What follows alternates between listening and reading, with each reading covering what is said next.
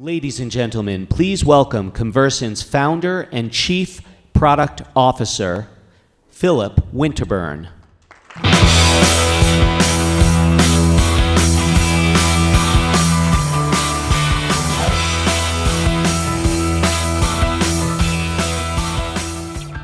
Good morning. Thank you all for joining us this morning. I think you all made it. Some of you are still at the coffee, I'm sure.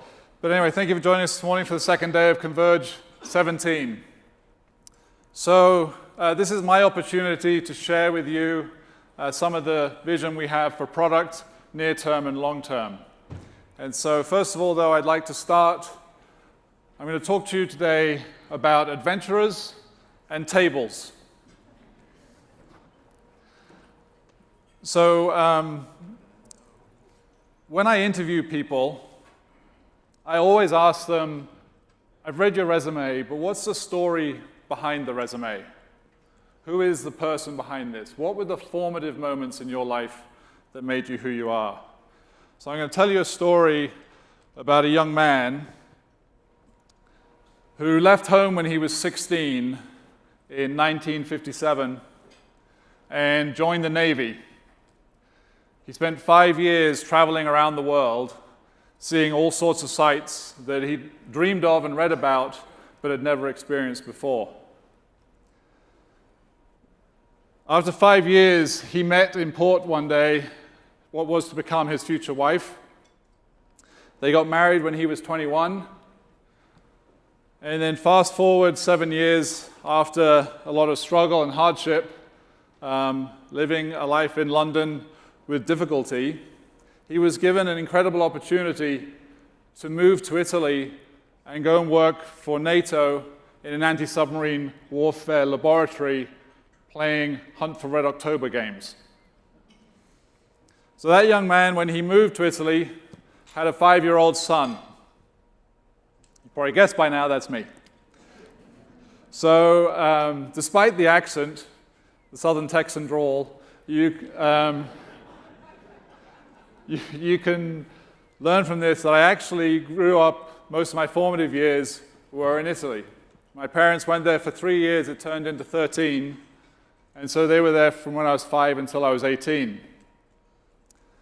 So I'm going to tell you a little bit about some of the learnings I got from that created the person that I am today. I love Italian culture. It's part of my DNA now. And one of the key things in Italy is the table, la tavola. And there's the call that the mother always makes of a tavola, is come to the table. And there is a family that lived across the field from us. There was 4 generations living in the house. They grew everything they ate. They raised everything they ate. And Gino and Rina became my adoptive Italian grandparents. And whenever you were walking by on an evening, they always cooked too much because they always invited in the people that were walking by. And so you'd be called into the table, to la tavola, to join them for dinner. And there'd be mounds of pasta, and she did these wonderful stuffed olives that she manually peeled by hand and then stuffed and deep fried. It's ridiculous. But, by the way, I like food, if you hadn't worked that out. But around that table is where you develop that sense of community and family. And you sat there with 4 generations of their family, people from the neighborhood, from the village, all came together to sit around that table. And it became sort of symbolized the community to me. And so last night, you sat around our table. And it's that sense of community that you get breaking bread with somebody, sharing a bottle of wine, and really getting to know them that is so core to what I love about life. I love to cook, and it's actually not the cooking that I love, it's the preparing and giving the food to the guests that we have at the table. So I wanted to take this moment to thank you all for coming to Converge. I realize you're taking time out to come here. It's always a pain getting on planes. I do enough of it. I know what that's like. But to have you at our table, to be part of this community, means an incredible amount to me.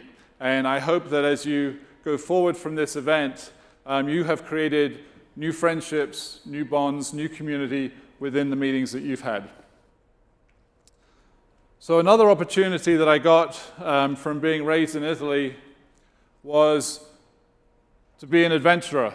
And when you think of an adventurer, you're probably thinking of someone like Bear Grylls. You're probably not thinking of this person. And yes, the legs were long then too. And if you ever had the opportunity to see me playing rugby, you would appreciate that a newborn giraffe is slightly more graceful than me. But what this gave me, when I was 12, I went back to England to boarding school to get a quote-unquote proper education.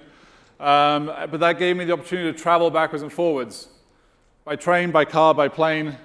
There was various ways we did it. But taking the train through Europe as a 12 to 15-year-old boy opens you up to all sorts of incredible experiences, meeting all sorts of people. And so it gave me an opportunity to really spend time with people of different cultures. And so one of the sort of fundamental things in my DNA is an appreciation for the fact that we are all different. That we all have different values and different things that are important to us. And we all have our own challenges, our own stories that we strive through and work through as part of our lives. And so this gave me a sort of a deep desire to understand people. I'm always fascinated when you go, I think Patrick talked about how much we love to travel. I think it came for me from my childhood. I know he also lived overseas in his childhood and traveled a lot. But there's that, when you get on a plane and the door closes, there's that moment of you're going somewhere special. And it's still today, I can be getting on a plane to go to Detroit, and I still feel that sort of buzz of excitement getting on the plane. It's crazy. You know, I do far too many air miles. But I still do enjoy that. So it's that sense of excitement that you take to traveling and meeting people with different ideals that I took away from my childhood that has actually informed my process within Conversant. Because at the end of the day, Conversant, the application that we've built, the processes around that are all about human behavior. And when I go to a foreign country, it's not so much to go see the sights. What I love to go do is just find a coffee shop in the center of town. So move into the center of that village, that community, and feel the culture. And it's similar to, I'll draw a parallel, moving ethics to the center of business. Right? Because by moving into the center and sitting there and just watching life go by, that's how you really absorb a culture. And I would say this is how we will get ethics into business, is by moving ourselves into that center. And we're going to talk a little bit more about that. All right, so enough about me now, because it's very uncomfortable for an Englishman to talk about himself. So we're going to move on. So welcome to Denver. And I'm sure you've all seen the Rocky Mountains out there. One of the things I always wonder about as I drive up into the mountains is what the pioneers thought. They'd come trundling across the plains. They had poorly equipped wagons. They had terrible clothing.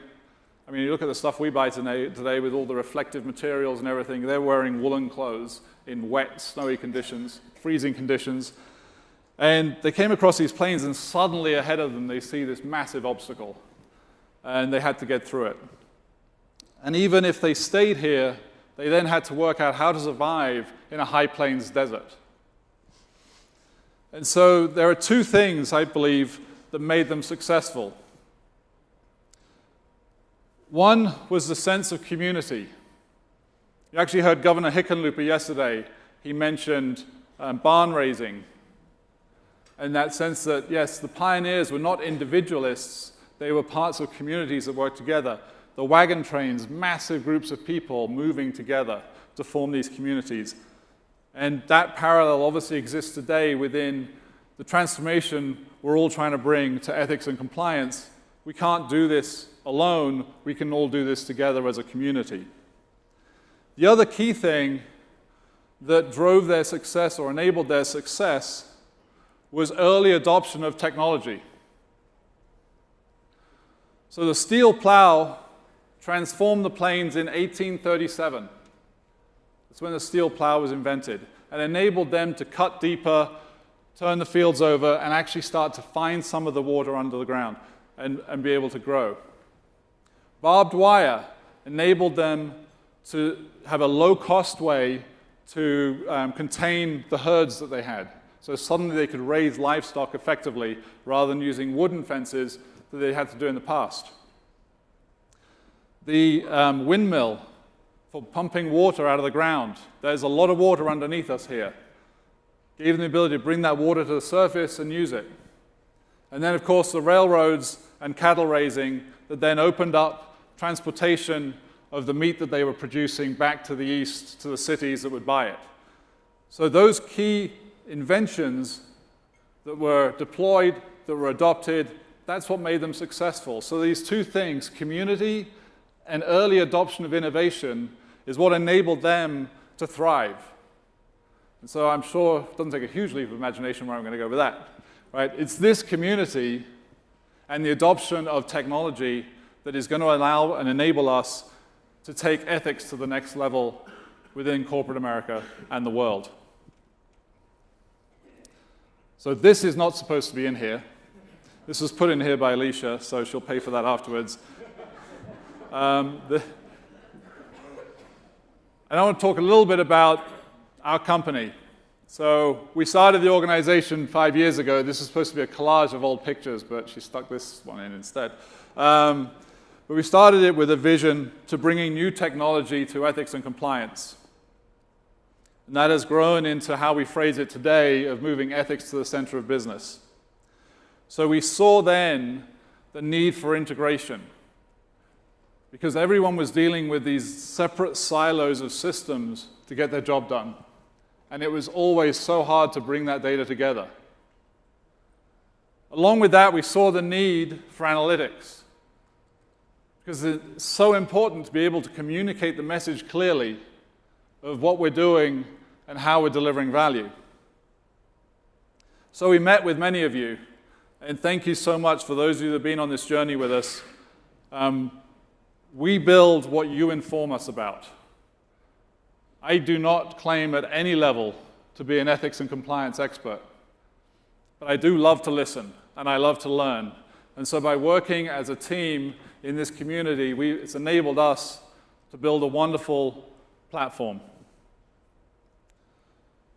So some of the innovations over the last 5 years, beyond the basic capabilities that you all use, I'd like to call out. One of them was the absolute need to understand, why did somebody do this? Too many people were stuck in the way of treating every case as a single instance. Deal with the perpetrator and move on. There was no learning. So we introduced root cause analysis, contributing factors, as we call it, within case management, to give you the ability to track the reason why. Because once you understand the reason why, and you start to see patterns in the reason why, it allows you to act on the reason why. And if you act on the reason why, you actually prevent things from happening in the future. So it's moving your program from reactive case by case to proactive dealing with and preventing things in the future. Then we looked at the need for complex cases, so multiple allegations is what we brought into the system. We looked at the need to create new dialogues, so we added disclosure management. And recently, we've extended our campaigns module to support any HR attribute you want to give us, so you can do highly surgical, highly targeted campaigns. Along this journey, we also had our Rocky Mountains. So we had our challenges. And many of you worked through those with us, and I appreciate that enormously. It is through those learnings that you make us better. And I cannot promise that going forward, we will be error-free, because software is really hard to do. But I can promise we will listen, and we will answer your questions, and we will address the problems. We will partner with you on this journey. All right, so what I'd like to do now is we're going to announce a few new products and capabilities and a new business partnership that we're very excited about. So first of all, I'd like to introduce Phil Knight, who's product manager for Conversant third party, to the stage.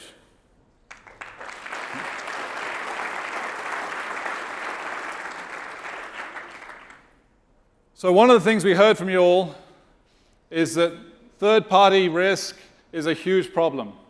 You deal with thousands of third parties. Many of you do this in spreadsheets. So we decided that it was important to bring a third-party solution to the table that wasn't just another standalone solution. So core to this third-party solution that we have built is that it's integrated into our platform. So Phil's going to click through and show you some of the capabilities here. We've got, obviously, third parties. Within those third parties, you can have engagements, because you may have one company that you use to do the cleaning, and then another time you engage that same organization to secure your data centers. You have different levels of due diligence you need to manage around that. It looks like all demos, the demo gods will step in and have fun with you.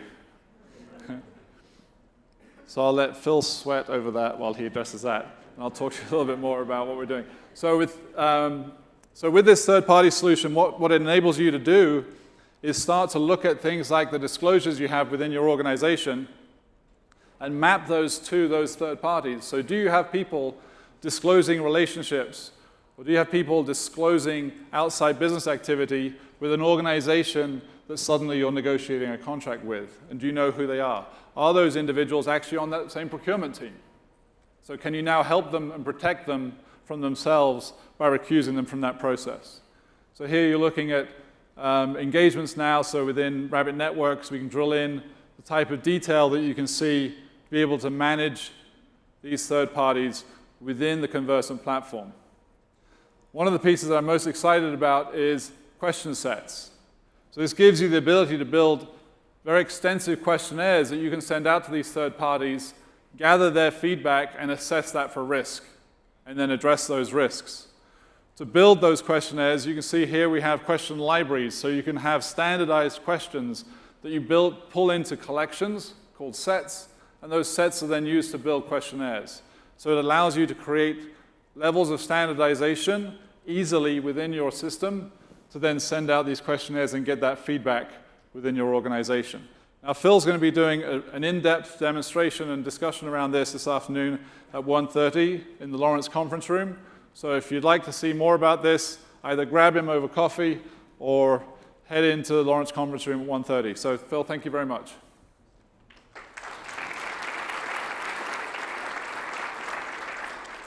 Okay, so next, I would like to introduce Sean Arledge, Product Manager for Conversant Insights. So we launched Insights earlier this year to bring an unprecedented level of analytics and reporting to ethics and compliance. We're now launching Conversant benchmarking. So what you're seeing here is a live dashboard of all cases within the Conversant infrastructure. So when you go into the board meeting and present your numbers on a quarterly basis and say that 1/3 of your calls came in through the helpline, and you're asked, is that normal? How do you answer that question? Now you have the ability to show real data of what everybody else is experiencing. If you want to expand this one, so Sean's going to drill into, this is by industry, you probably can't read across the bottom, but there's education, manufacturing, meals and entertainment, oil and gas, professional services, and retail. The purple bar is health and safety. The gray bar, the purple bar is employee relations. Yeah. The gray bar is health and safety. So fascinating insight here, oil and gas industry do a far better job with safety than the education system. Not too surprising, really, given that the repercussions, if they don't, are far more significant. But here is hard facts to support that. You can also now drill into a specific industry. The one I like to bash on is our own high tech. So watch the numbers on cases per 1,000 employees and substantiation rate.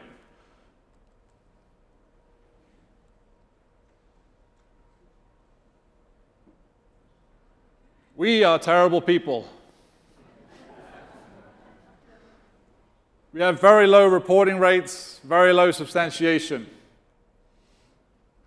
So this is a tool that we'll be launching in the next few months that will give you the ability to do this type of analysis and this sort of comparison of how your metrics compare to your industry and your peers, to give you those hard facts to take to the board meeting to demonstrate where you sit in the risk profile of ethics and compliance. Thank you, Sean.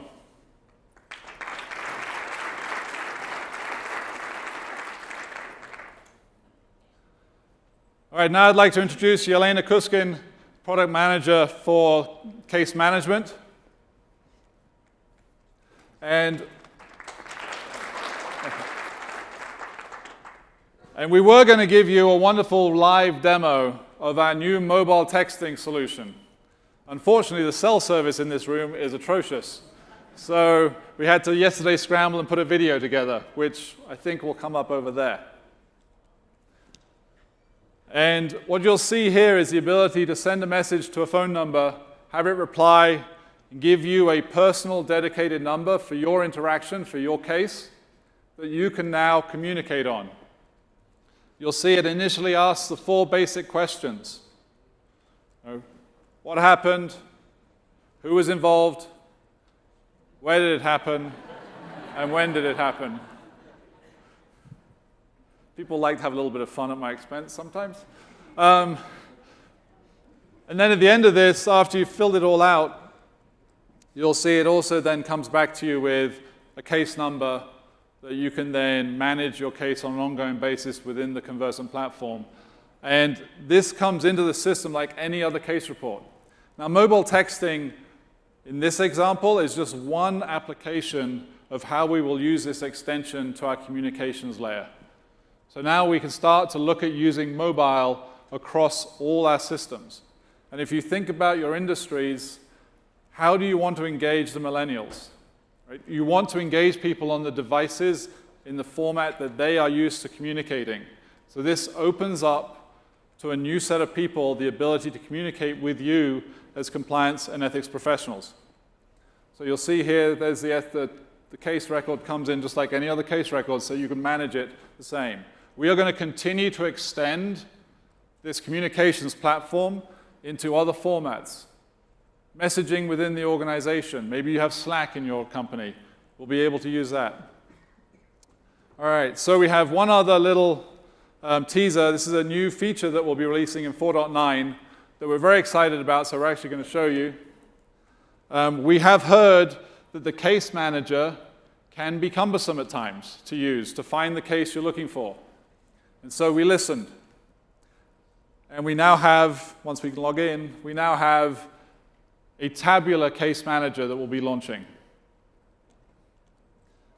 This gives you far more control. You can see here the ability to do advanced filtering. You can do sorting. You can interact with this table far better than you can with our existing case manager view to give you more control. Here, you get to choose the columns you want to have displayed on the table. You get to choose the order you want those columns displayed in. And when you've got it the way you like it, you can then save it as a preferred view. And you can create several of these. There may be different ways you work with cases. So create 2 or 3 different views.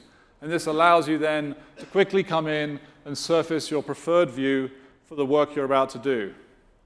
So we're very excited about this because we believe this will vastly accelerate how you are going to be able to manage your cases.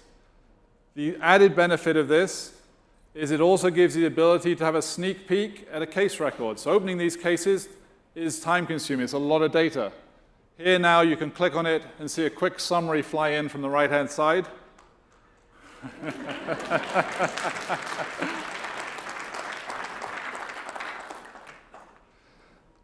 And you can leave that in place while you interact also with the table as well, so you can bring up others. So anyway, thank you very much, Yelena. Appreciate it.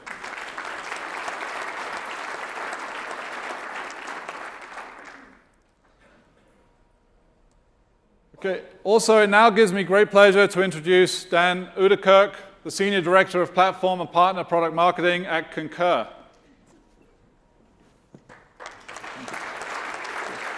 Thank you, Philip. It's exciting to be here, both to represent Concur and to welcome Conversant to our world of platform partners. This is a new area for me, not that I am unethical or non-compliant, but just this whole industry, which is really interesting. You know, traditionally with the suite of Concur products that hopefully a lot of you are familiar with, it's been requesting travel, right? Booking travel, expensing business travel.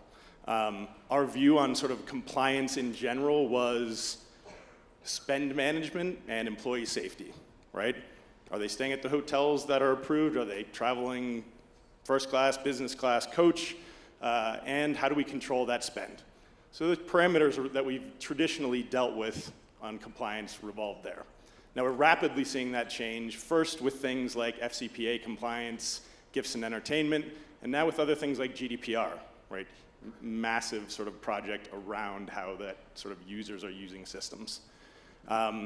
With this partnership, I think we're taking that to an entirely different level. Right across those products, there's many entry points to be able to control what users are doing, helping easily keep them compliant, right? So whether that's before travel, requesting gifts and entertainment, after travel, looking at the patterns of what they're doing as they expense those types of items. So these integrations we'll be talking about in one of the sessions later this afternoon if you want to join us there. And I think we're just going to be scratching the tip of the iceberg here with a vision that we have over the next few years, building additional integrations out over time. So appreciate being here, and come see us this afternoon. All right, thank you. So we are obviously very excited about this opportunity with Concur. It's all about moving ethics to the center of business. Right? This is the reality of the message that we're portraying. If we can get compliance into these business processes, if we can get ethics directly into the business processes, that's how we succeed. So that moves us on to looking forward. So as you look forward into 2018, and also the messaging yesterday was incredibly consistent, what we heard from all the presenters. There is a lie in compliance, and that lie is the way that people are doing attestations to policies and taking training. The old monolithic training courses where you sit down for 2 hours, and at the end of it, you have a test that it is impossible to fail as long as you keep at it long enough, doesn't do you any good. The attestation to the policy doesn't do you any good. It's not changing employee engagement. It's not changing employee behavior. So face the reality, the reason you're writing those policies is purely defensive.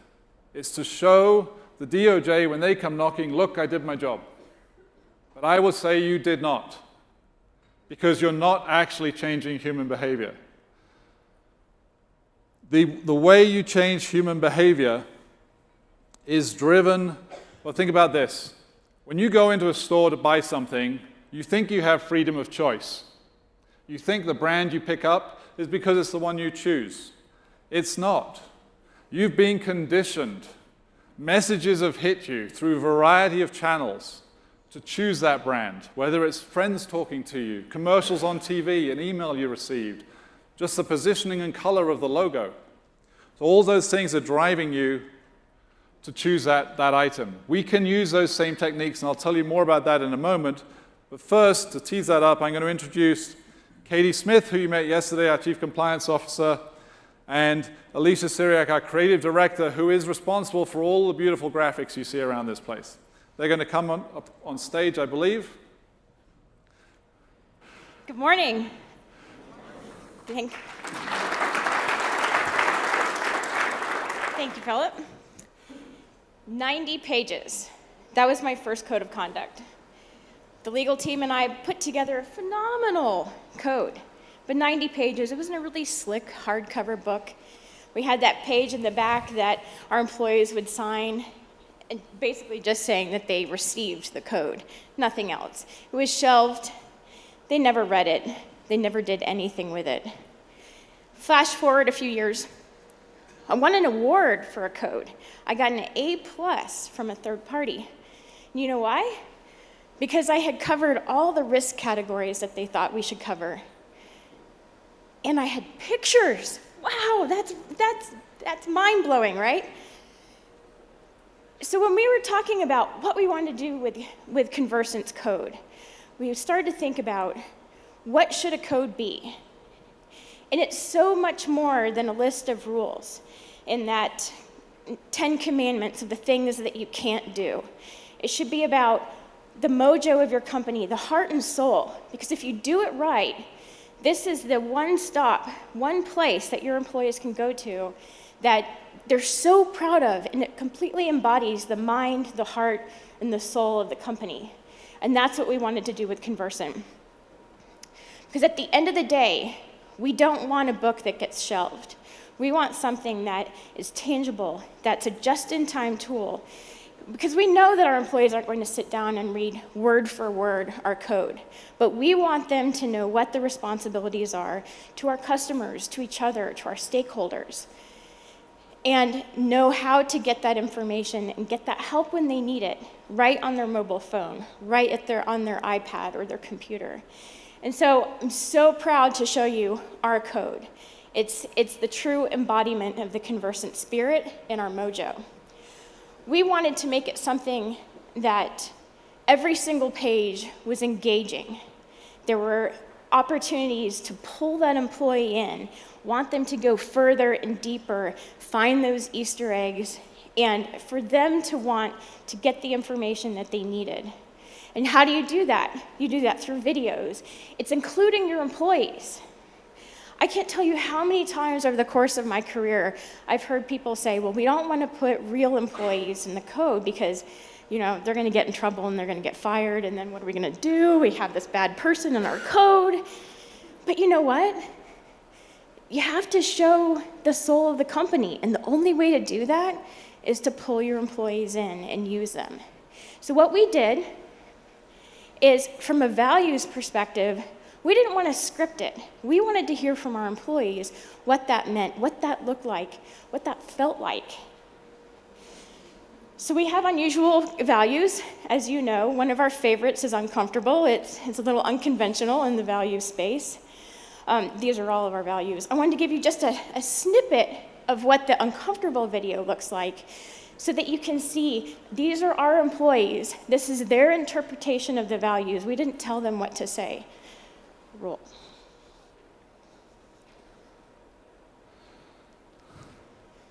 The internet's great this morning.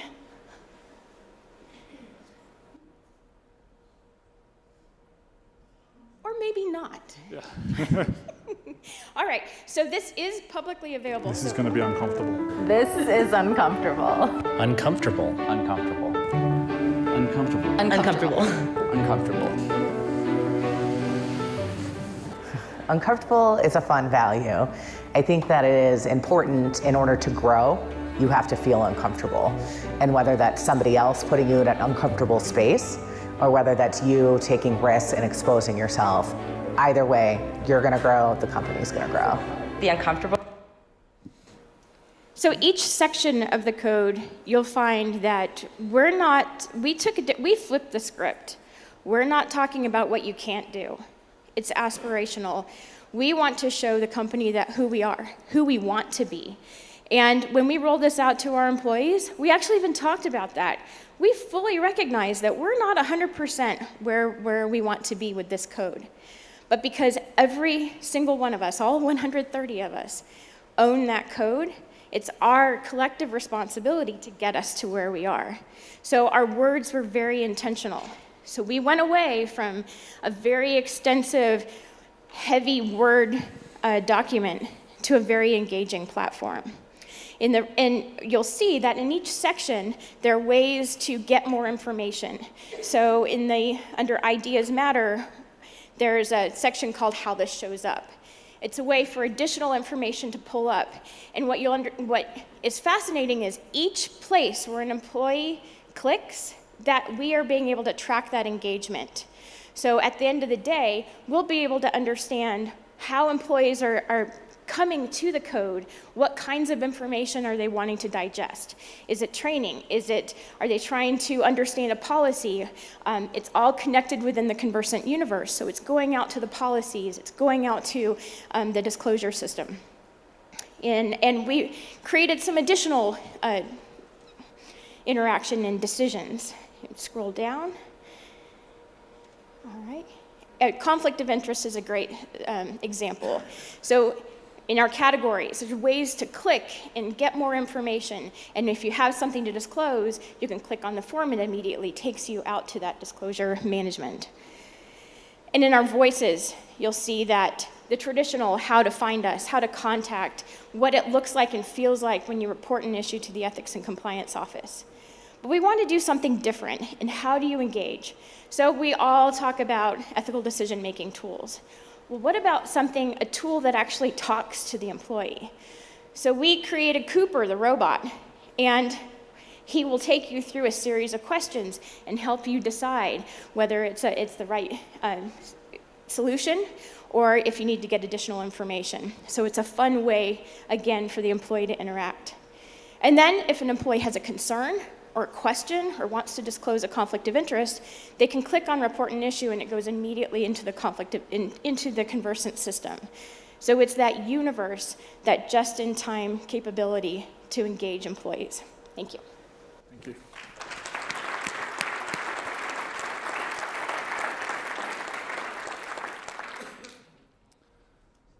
All right, so this ability to create interactive codes of conduct, I think, is going to be transformative. I believe several of you will have one already, certainly have websites. But it's the ability to tie that in and capture the signals that are coming off it that give you real insights into what's going on within your organization. So I'm going to click you through a storyboard that'll tell a little story about just such a scenario. So this is the headline you all want to avoid, right? Nobody wants to be on the Wall Street Journal. Harassment suit. How could you have prevented this? Well, imagine if you had the ability to send out a campaign to anyone who just got a promotion. And that campaign goes out as a text message that they get on their cellular device. Congratulations for your promotion. Click here to learn about things you need to know. This takes you into your code of ethics. And maybe you want to learn about how managers can help prevent harassment. An interactive site where you're clicking and drilling in. Maybe you want to look up a definition of one of those words. What's it talking about? Each time you do that, you're sending a signal that we capture. You can drill down. Maybe you're going to watch a video. You can drill down further, answer questions. All of these interactions are being tracked and managed. So then you can come in as a compliance and ethics professional and see on an information dashboard, so you'll notice the graphic in the top right-hand corner, you click on that, and you now have the ability to see the metrics about how people have interacted with this information. And if you look down that page, you can see on the second from last section there, a big spike in visits to the harassment site. Well, maybe you should drill into that and see what that was. It's the marketing team. So what's going on in marketing that's driving them all to the harassment page? So this is actually a precursor to anyone having to have the bravery to create a helpline report. You don't need that anymore. This is telling you there's a problem. This is your canary in the coal mine. So I'm going to quickly run through a couple of other scenarios for you. There we go. So imagine if, through our integration with Concur, we know what flights you're on. We know when you're supposed to land in Beijing. We can send you a text message on your phone that says, be careful when you're entertaining foreign government officials. If you need a reminder, click here. It drives you to the site. We can be very targeted, very surgical. It's the right message at the right time on the right device. It is not a 90-page policy document. Imagine if you're a retail chain. You have stores spread around the world. And you're able to pull the metrics from your employee engagement tracking around your code of ethics, and you can overlay that on the profitability of each store. I propose to you that what you would see would be a nice straight line. The stores with the highest employee engagement around ethics are the stores that are going to have the highest profitability. How powerful is that message to take into the boardroom? So we are all beacons. We are all giving off signals now, all the time. Many of you, I'm sure, have health watches or sports watches, your iPhones in your pocket. You're being tracked. You're giving off messages. When you interact with systems, when you interact with the code of ethics, when you download a policy or play a video, all of that is being tracked. Your IT groups are probably running Google Analytics on your ethics and compliance websites. They could actually tell you if certain departments are going to those sites more than others, because they have the IP addresses. I don't know how many of you are actually doing that, but you might want to ask. All of these signals are what we're gathering together in the data in Conversant. And so it's this view into data and analytics that gives you the intelligence to really identify where you have engagement and where you don't. Where are your hotspots and where are your dark spots within your organizations? Now, it goes beyond the ability of a human now to digest all of this. It's so much data, and that's where artificial intelligence and machine learning come in, and we're going to talk about that in a panel in 2 minutes. So to wrap up, we talked about adventures and tables, right? About driving out and trying new things, innovating, being early adopters, and the community. And together, we can bring around this change. We can move ethics to the center of business. We don't have to sit on the outside looking in. You are the pioneers of ethics and compliance. And we're sitting at your table, and we're here to support you, and we want to be part of this journey. And together, we can all cross that Rocky Mountain challenge of bringing ethics to the center of business and making employee engagement with ethics and compliance real. So welcome to the new age. Welcome to day 2 of Converge17, and thank you very much.